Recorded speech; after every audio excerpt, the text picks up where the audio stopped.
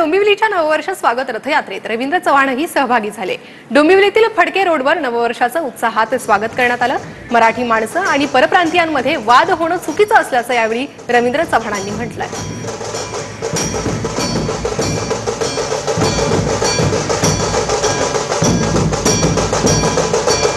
मंत्री रवींद्र चव्हाण जी आपल्या सोबत आहेत, तेही या रथयात्रेत सहभागी झालेत। त्यांना विचारत सर काय सांगाल की आपणाला मला सांगायला आनंद होतो की डोंबिवली शहराने आणि गणपती मंदिर संस्थानने सुरू केलेली ही रथयात्रा आहे।